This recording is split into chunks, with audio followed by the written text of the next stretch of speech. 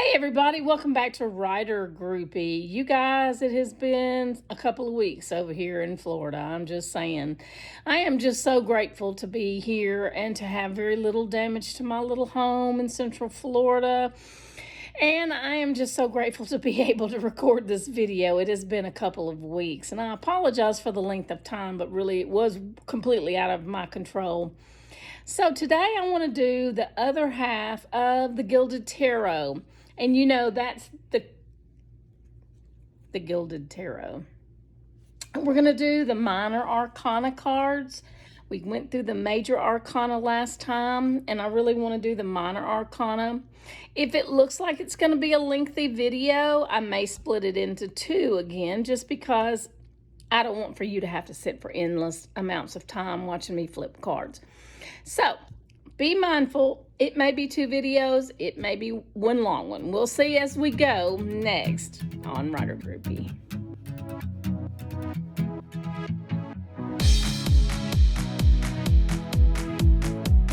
Okay, so let's get started. I was just showing you the Ace of Cups. Isn't these a beautiful card? These are just gorgeous cards. I think there's a little bit of a glare. But in this card, you can see all the different phases of the moon. You can see that the universe is shining down on this golden goblet.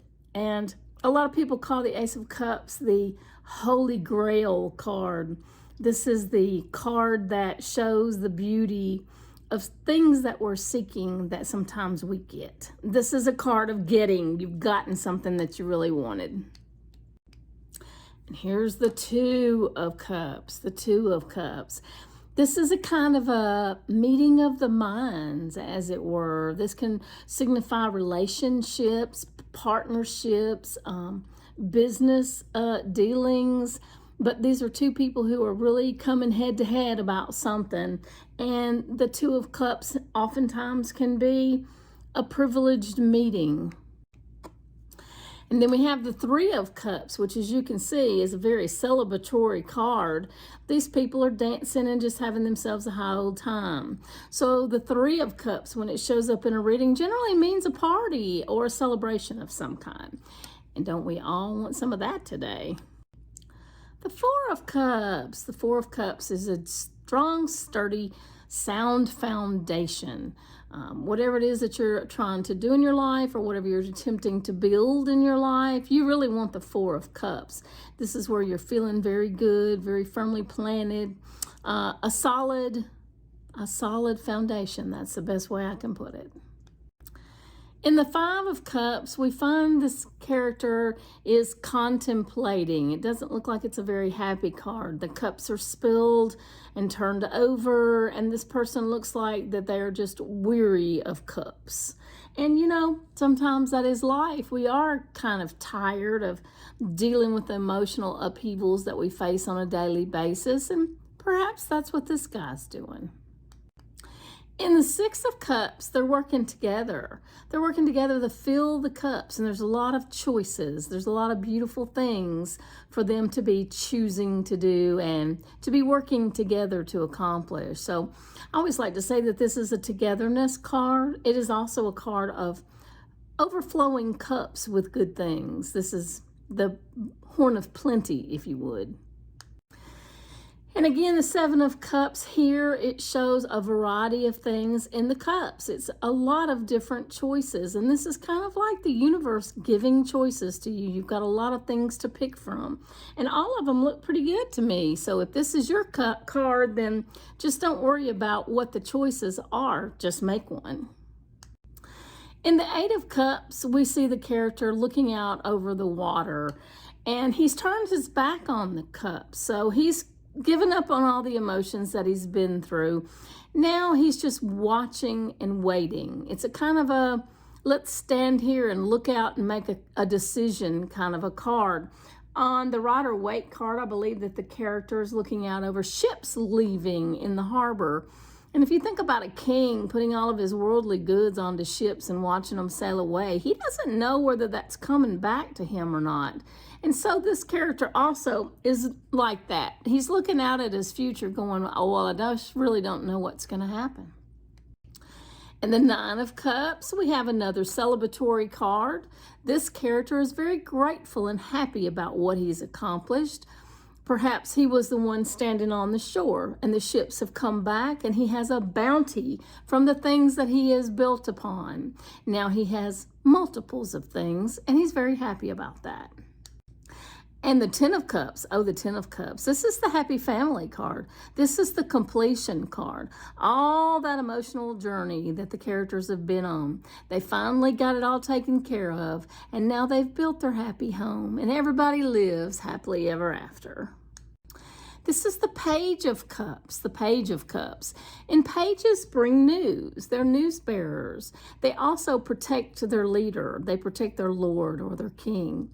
And this card, this particular page looks pretty wealthy. I think maybe he's the page for a king. And he's not, looking very unhappy at the moment. So I would say the news that he's bringing is very positive news. It's good news he's bringing to the king. And if this is your card, maybe it's good news for you too. The Knight of Cups, the Knight of Cups. And this cup is coming in kind of fast. This knight is on a dancing, rearing steed, and he's pretty well protected with his armor and his colors and those kinds of things. So this to me is a fearless card. I don't think you need to worry about anything. If this knight is in your deck of cards, if he is the card that you've pulled, I think you're well protected. The Queen of Cups, the Queen of Cups. She looks like a very opulent queen. She looks like she has a lot of wealth. She looks like she's carrying the cup to her husband, the king, and she has news to relate to him. Or perhaps she has to sit and listen to him relate news to her. Either way, that cup of wine is going to go to good use. And here he is, the King of Cups, the King of Cups. And if you'll notice back here in this card, it's the picture of Saturn, which is to remind us that Saturn is a pretty strong ruler. Saturn rules with an iron rod, as it were. He's a powerful ruler, but he's a pretty stern taskmaster. And I kind of get the same feeling for the King of Cups, although he's a pretty emotional guy. Now, the Ace of Wands is a fiery-looking card. This wand is just absolutely glistening and glowing. And the hands coming out from it reminds me that the universe is always giving us gifts. And I would think that this being swords is a gift of mental clarity. This is a gift that helps us to keep a clear head in decision making. If this is your card, I hope you'll remember that. The Two of Wands is what I call the Crossroads card. This guy's got to pick a path. He's got to choose a direction to go in, either to the left or to the right. And whatever he does will be his future.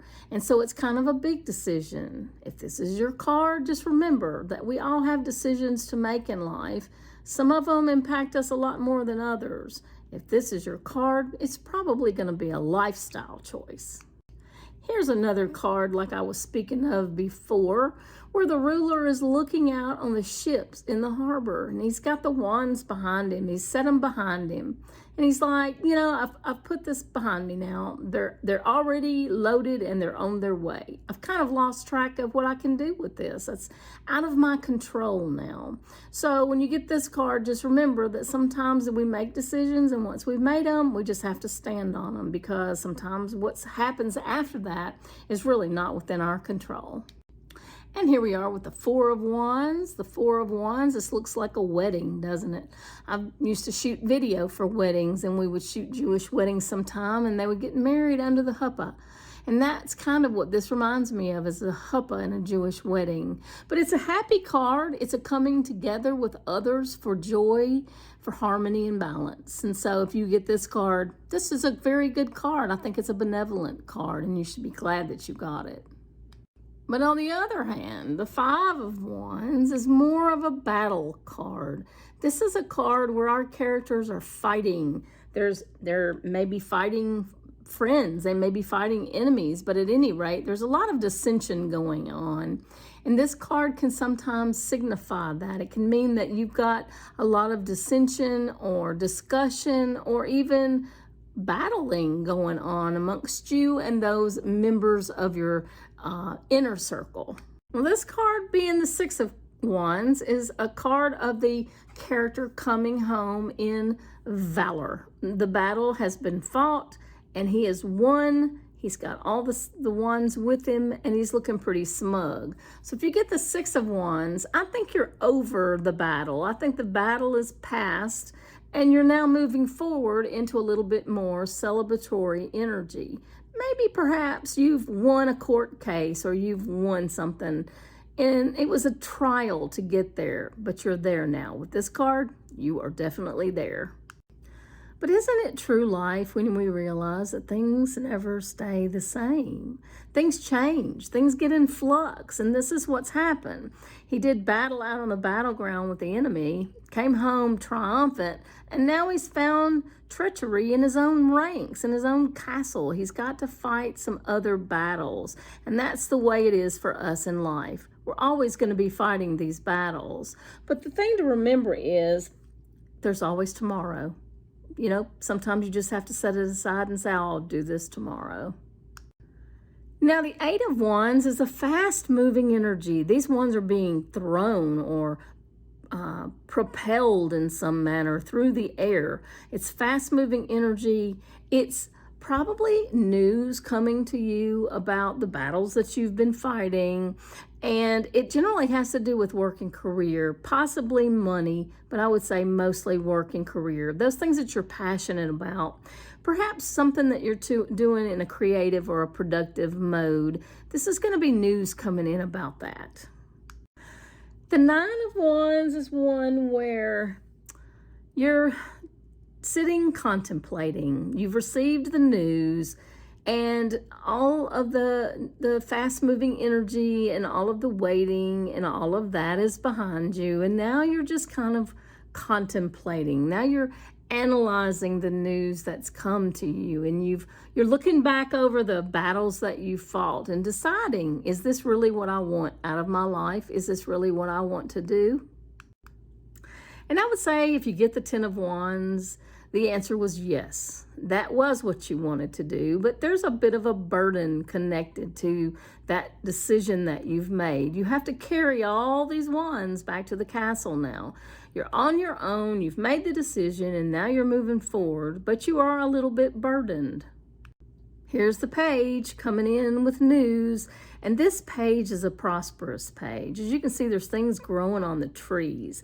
This news is coming in during the summertime when all the oranges are blooming and coming into picking season, and this page is bringing you news of prosperity.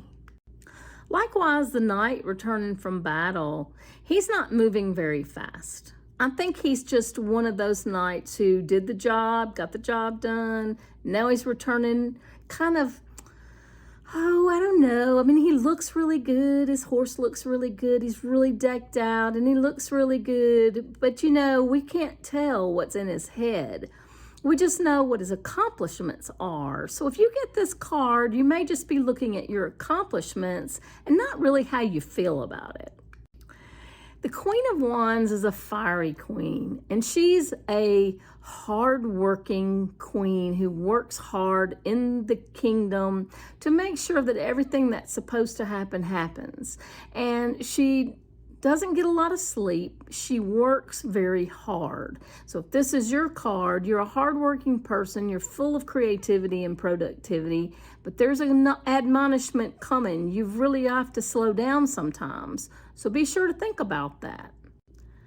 And here's our King of Wands. And as you can see, he's looking for his queen. He's looking for her to bring her wand so that they can put their wands together and they can plan what their next moves are going to be. But you know, he's a kind of a plotting and planning king. He wants to make sure he's got all of his ducks in a row. So if this is your card, remember, you need to plot and plan a little bit. Don't jump both feet into the fire. Well, you guys, as I kind of forewarned you on the beginning of this video, it did turn into a kind of a lengthy video. So I'm going to break it into two. We'll do the swords and the pentacles in the next video. So y'all be sure and come back for that one, and I'll see you next time on Writer Groupie.